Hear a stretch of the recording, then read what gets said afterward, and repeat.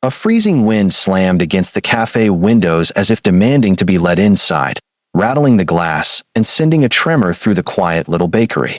On that pale winter morning, with snow piled like forgotten memories along the streets, a single father named Kalen Ward stepped into the warmth, his breath shaky, his heart even shakier. He wasn't looking for love. He wasn't even sure he remembered how to want it. All he hoped for was a cup of coffee hot enough to melt the loneliness that had been clawing at him ever since he'd lost the one person who had taught him what love was. But life has a strange way of changing course in moments when we least expect it. And for Kalen, everything shifted the instant he heard the soft, uneven tapping of metal on wood, the sound of crutches, and then saw her. Before the story continues, take a moment to like, comment, share, and subscribe to Bright Hearts if you believe in kindness, hope, and second chances. Your support truly keeps stories like this alive. Kalen had agreed to a blind date mostly because his 8-year-old daughter, Mira, had begged him to try smiling more. He wasn't sure he belonged in the dating world again, not after losing his wife, Lena, 3 years earlier to a sudden illness that cracked his world in half. He had built a safe routine for himself, school drop-offs, lunches packed neatly into small pink containers, bedtime stories with Mira leaning against his shoulder, and work that filled the hours but not the emptiness. Dating felt like betrayal. But loneliness, when ignored long enough, becomes a quiet ache that even the strongest learn to recognize. And so, he agreed to the setup, not expecting anything, and certainly not expecting her. She arrived slowly, carefully, dressed in a warm ivory sweater that hugged her frame with soft comfort. Her name was Arabelle Knox, and she had hair like dark waves brushing her shoulders. But what struck Kalen most was the hesitation in her steps. Each movement deliberate, measured, as if she were trying her best not to disturb the world she moved through. She shifted her weight on her crutches with a practiced grace that hinted at pain but also at strength. Arabelle noticed him looking, and her eyes flickered with self-consciousness as she approached the table he had reserved. Her voice was almost a whisper, barely rising above the cafe's warm hum. She leaned in, gripping the handle of her crutch as if for courage, and said, "Please, please don't laugh at my crutches." The raw vulnerability in her tone felt like a small fist hitting his chest. Kalen blinked, taken aback, not by the crutches, but by the fear behind her words. It was the same fear he had once worn on his face when doctors told him Lena wouldn't survive. The fear of being seen as less, of being judged, of being pitted or abandoned. That kind of fear leaves a mark.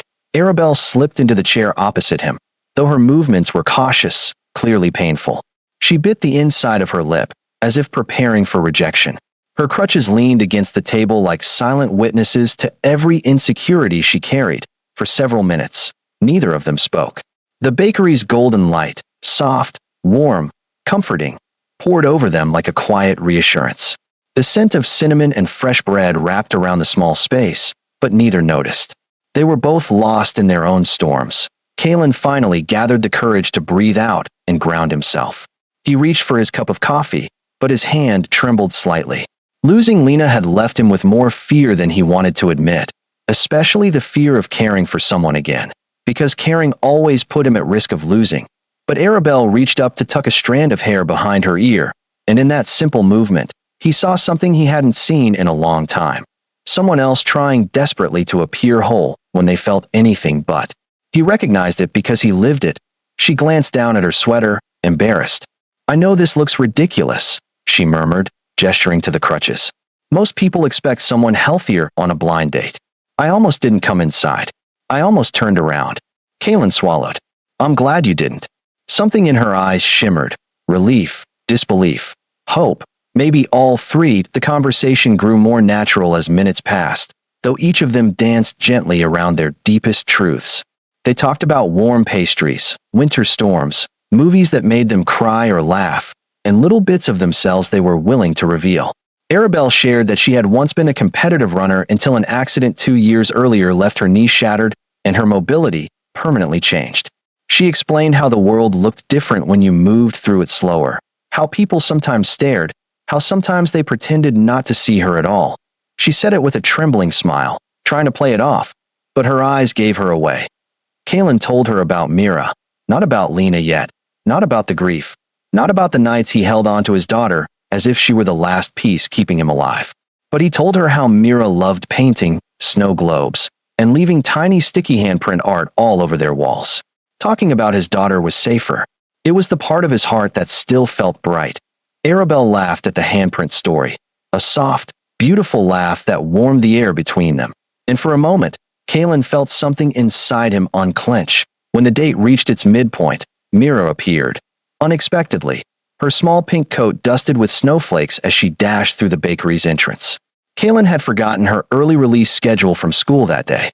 She ran straight into his arms, giggling, without noticing Arabelle at first. But when she did, she froze for a second, then tilted her head curiously. "Are you hurt?"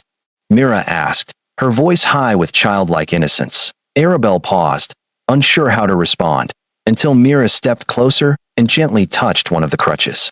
"My mommy had to use these too, when she hurt her ankle last winter." Kaylin's heart sank briefly, not at Myra's comment, but at the word mommy. It still sliced him in ways he didn't expect. Arabelle knelt as much as her injury allowed, smiling warmly. "I'm not hurt anymore," she told the girl. "I'm just learning to move differently now." Mira nodded thoughtfully, then beamed and asked the question that made both adults choke back tears. "Do you want to sit with us?" Arabelle looked at Kaylin, unsure if she was intruding. Kaylin's expression softened in a way even he didn't recognize. He motioned for her to stay, so the three of them shared pastries, and Mira kept chatting, oblivious to the cautious heartbeats unfolding beside her. She showed Arabelle her drawings, swirling colors and stick figures with smiling faces, and Arabelle listened with genuine interest, her smile becoming more natural, less guarded. It was Mira who broke another silence.